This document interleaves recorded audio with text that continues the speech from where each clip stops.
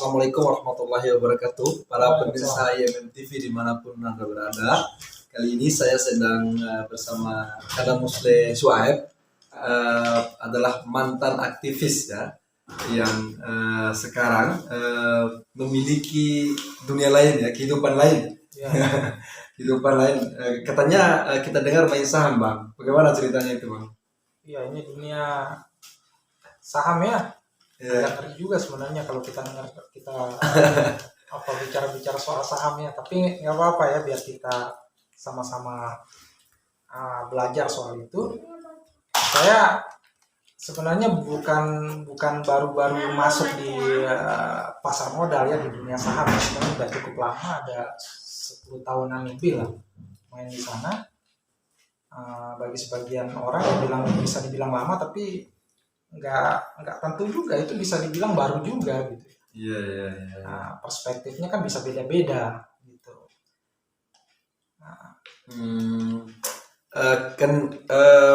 Saham ini kan tidak kita baru dengar juga kita ini, Bang.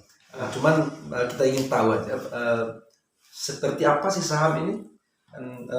Kita tahunya di TV segala macam kan, orang hanya bicara saham untuk ini untuk itu kan, kita tidak tahu gimana artinya, gimana mainnya, gimana cara kita dapat keuntungannya, apakah sama dengan bisnis pada umumnya. Iya. Pasar modal ini seperti pasar gitu ya, di sana ada yang menjual, ada yang membeli. Barang yang dijual itu apa? Barang yang dijual itu perusahaan dalam bentuk saham gitu. Yang membeli siapa? Masyarakat. Ya. Masyarakat mana? Masyarakat yang sudah mendaftarkan diri di lembaga sekuritas, di perusahaan sekuritas. Jadi kalau kita mau membeli saham itu nggak bisa langsung begitu-gitu aja ya. Kita harus daftar dulu di perusahaan sekuritas. Setelah itu kita menyetorkan sejumlah uang ya sebagai modal awal. Ya. Yang modal itu kemudian bisa digunakan untuk membeli saham. Gitu. Nah, perusahaan apa saja yang melantai di bursa efek ini ya.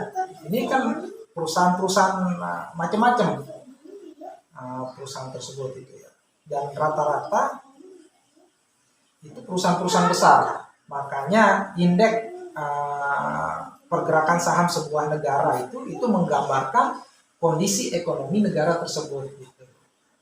Ketika kita kemarin terjadi pandemi ya, krisis ekonomi lah, pada saat pandemi di awal-awal itu indeks saham kita tuh jatuh gitu kan. Kejatuhan indeks saham kita itu menggambarkan bahwa pada saat itu terjadi krisis ekonomi. Yang paling parah 98. Itu indeks saham kita tuh jatuhnya gila-gilaan tuh, seperti jurang. Bos gitu jatuhnya. Gitu ya. Nah, setelah itu mungkin sudah mulai naik-naik lagi. Nah, sekarang kondisinya kayak gimana?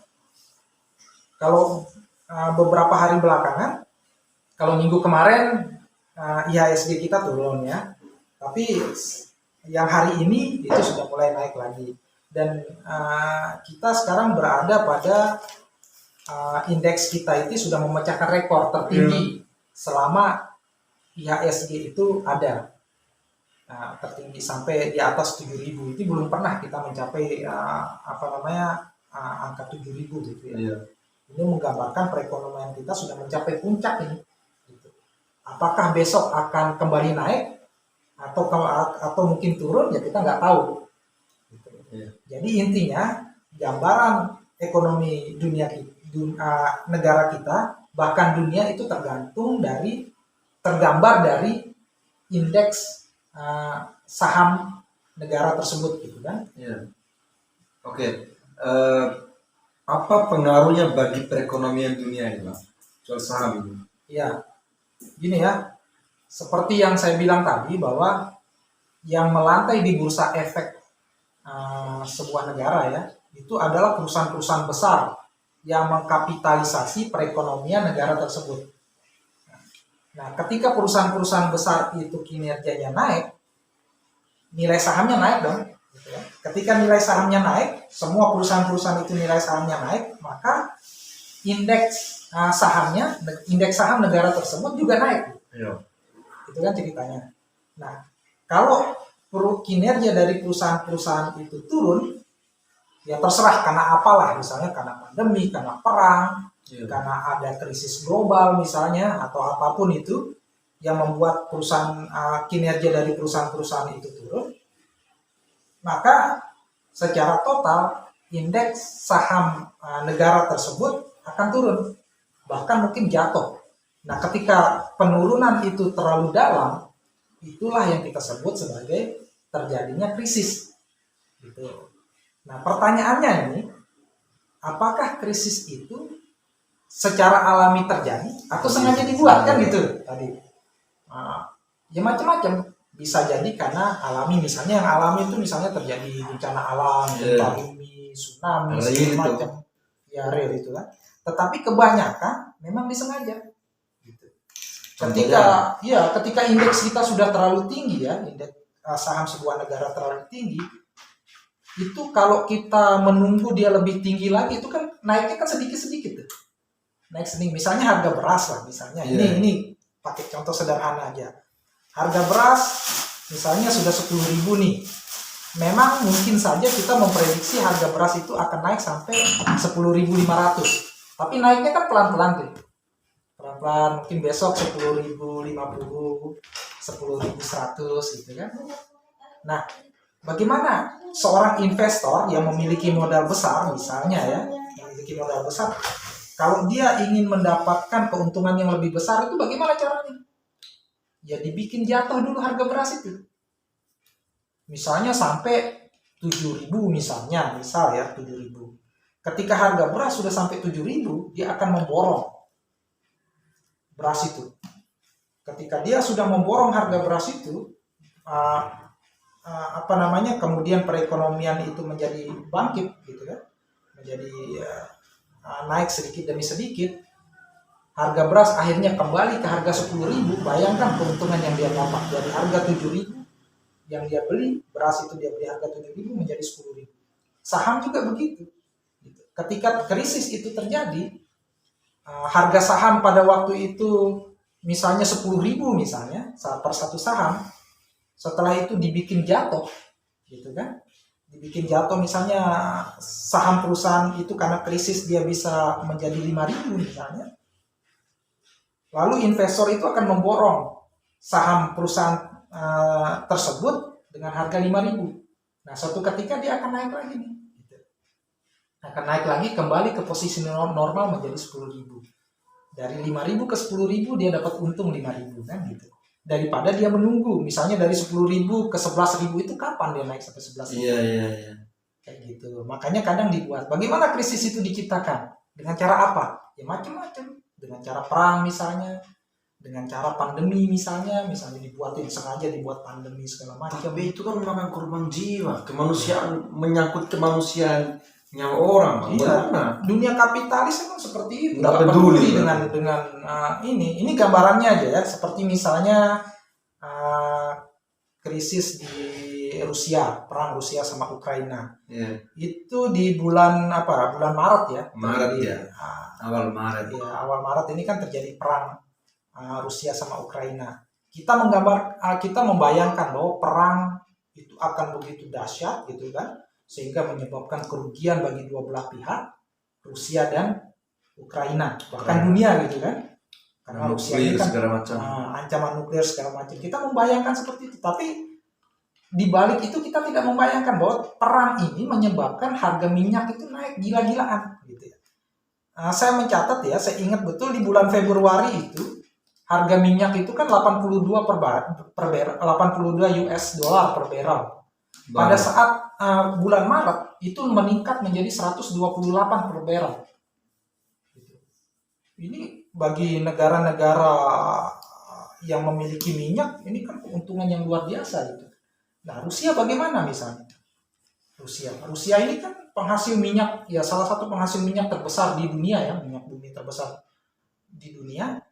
Memang diboikot sama Amerika, diboikot sama negara-negara Eropa ya. Sehingga Rusia tidak bisa sembarangan menjual minyak itu walaupun harganya sudah naik. Tetapi kan ada cara yang dilakukan oleh Rusia. Misalnya dia menawarkan minyak dengan harga lebih rendah daripada harga minyak di pasaran pada saat itu, ditawarkan ke India sama Cina. Gitu. Akhirnya Cina sama dengan harga yang saya baca di CNN itu, CNN Indonesia itu dengan diskon 30% dari kenaikan harga pasaran pada saat itu. Gitu. Kalau artinya mungkin ya sekitar seratusan dolar lah per barrel misalnya. Kalau biasanya dia jual 82 per barrel,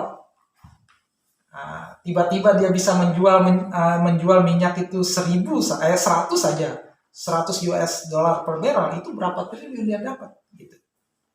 Makanya Sandiaga Uno kan kemarin yang rame-rame di YouTube-nya itu kan pernah bilang bahwa Rusia itu sehari itu dari perang Rusia Ukraina, Rusia mendapatkan keuntungan itu sekitar 89,4 triliun per hari.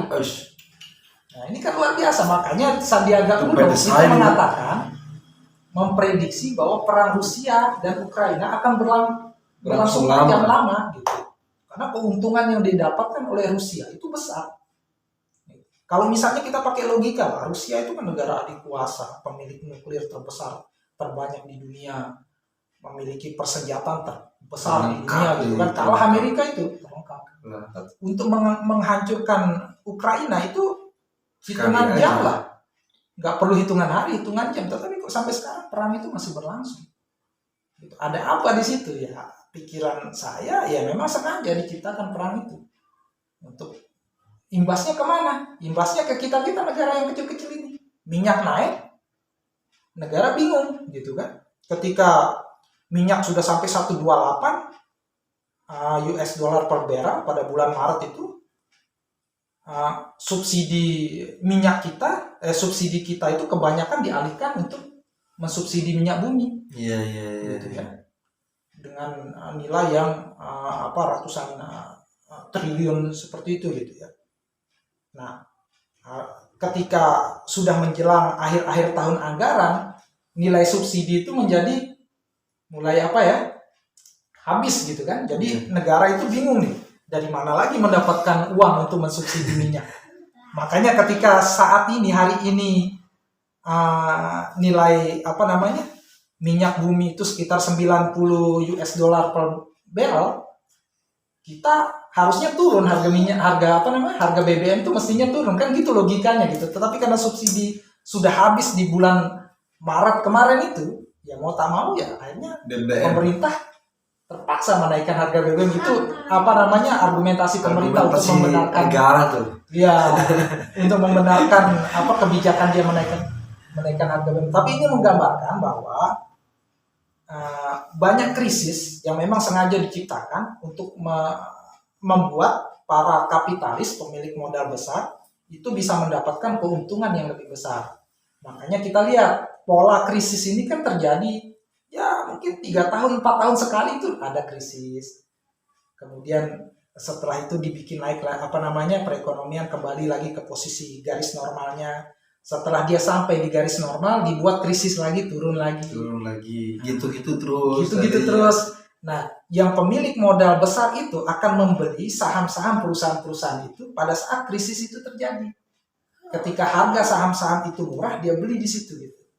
Beli di situ, setelah itu dibiarkan. Karena sesuatu yang sudah jatuh pasti akan naik lagi. Ya kan, akan naik lagi kepada posisi normalnya. Gitu. Nanti dia akan menjual saham-sahamnya itu pada saat kondisi ekonomi sudah mulai normal gitu.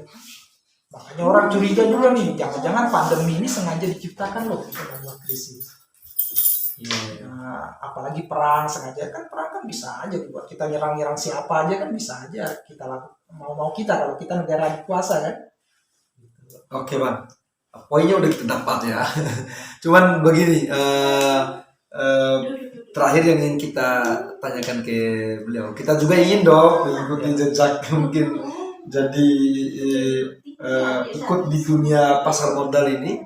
Mudah-mudahan nanti kita bisa berinvestasi di tengah krisis ekonomi sekarang. Kalau kita dengar hanya cuma di Indonesia saja dunia saham ini tidak digeluti oleh banyak orang. Kalau di luar negeri itu kan anak-anak kecil segala macam itu kan udah diajarin sama orang tuanya segala macam. Bagaimana Bang kita bisa menatap dunia saham ini sebagai masa depan negara ini kan supaya perekonomian kita terjaga, pengangguran berkurang. Iya, betul, betul sekali itu ya.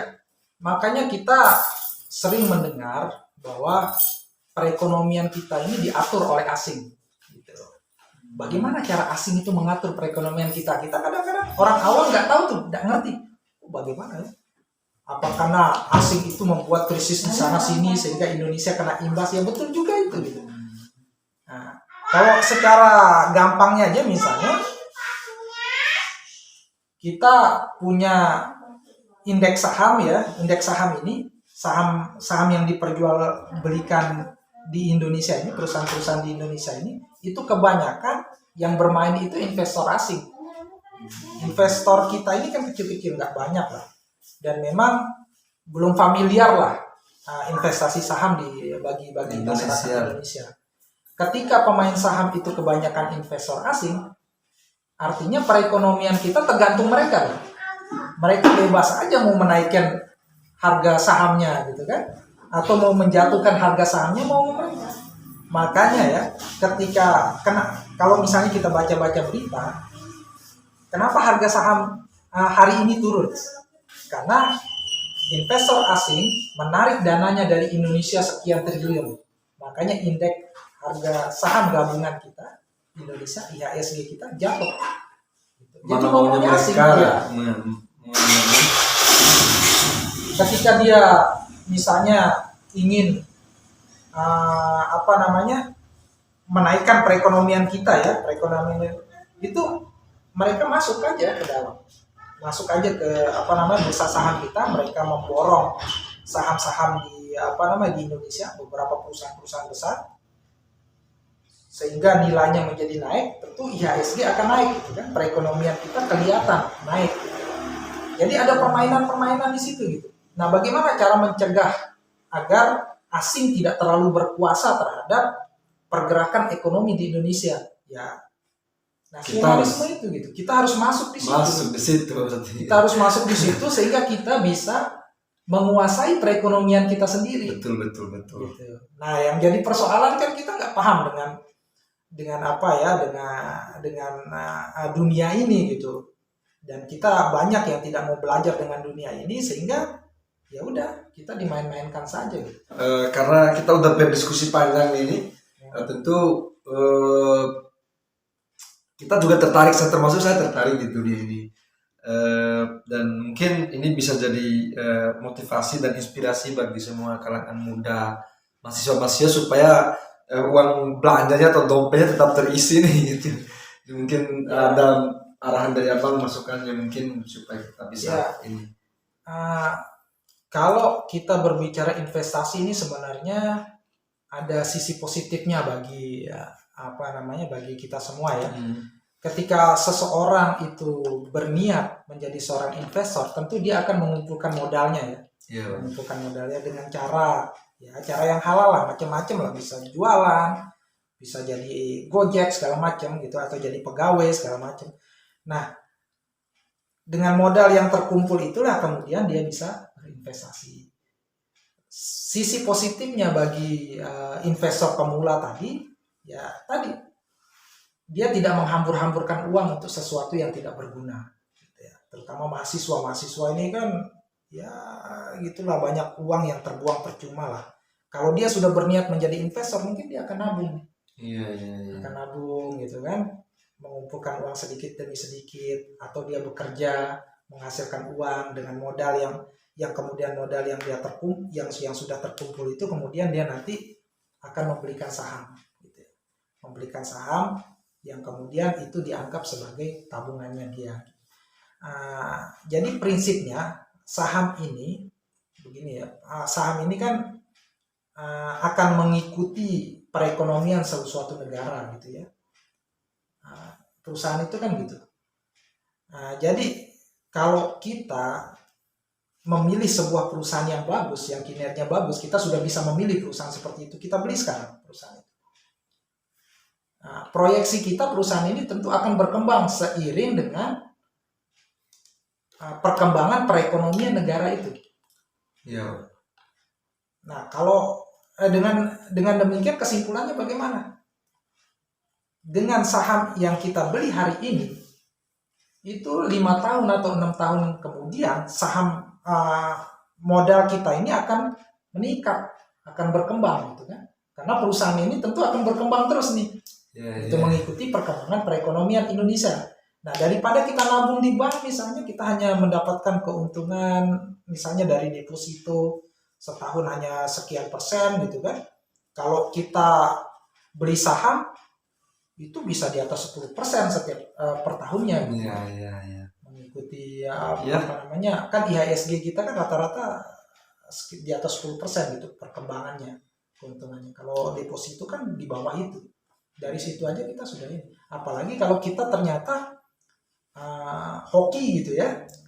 Hoki atau mungkin cerdas, akhirnya bisa mendapatkan sebuah perusahaan yang bagus, yang berkembang, yang beberapa tahun itu berkembang, yang kemudian kita bisa menikmati keuntungan bersama-sama dengan perusahaan itu. Nah, tadi saya bilang bahwa keuntungan menjadi seorang pemain saham bukan hanya dari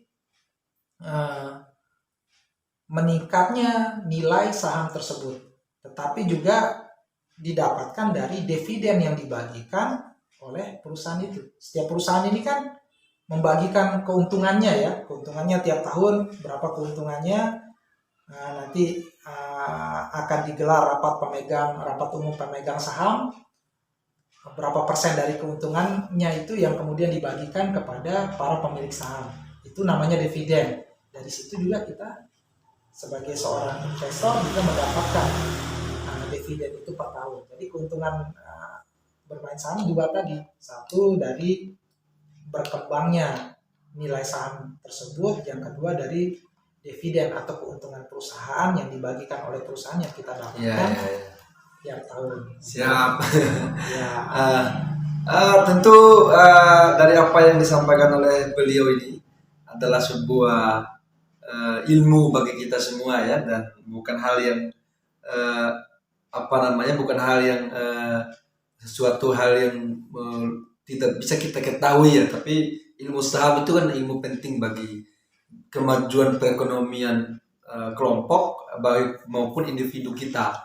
Nah, sehingga kalaupun kita mampu berpikir seperti ini, mari kita masuk ke dunia ini dan pelan-pelan seperti apa yang disampaikan oleh beliau tadi, mudah-mudahan kita bisa masuk dan mendapat ilmunya. Mungkin suatu saat kita bisa connect otak kita ke dunia ini, dan karena cukup berat sekali kalau bagi pemula-pemula. Nah, saya pikir demikian yang bisa kita diskusikan dengan Kanda Musle Syuaib, diskusi yang begitu mengajak otak untuk berpikir Bang ya. sangat mengajak gitu. Otak saya ini sedikit pusing dan juga sangat dan diasah juga lewat pemikirannya, dan mudah-mudahan kita doakan beliau sehat selalu di usia senjanya ini, dan kita bisa bertemu dengan beliau bukan hanya di online seperti ini, tapi di pertemuan tatap muka juga bisa kita temui. Itu saja dari kami bersama Bang Musle. Demikian para pemirsa IMM TV dimanapun Anda berada, kami tutup billahi fi sabil haq fastabiqul khairat. Assalamualaikum warahmatullahi wabarakatuh.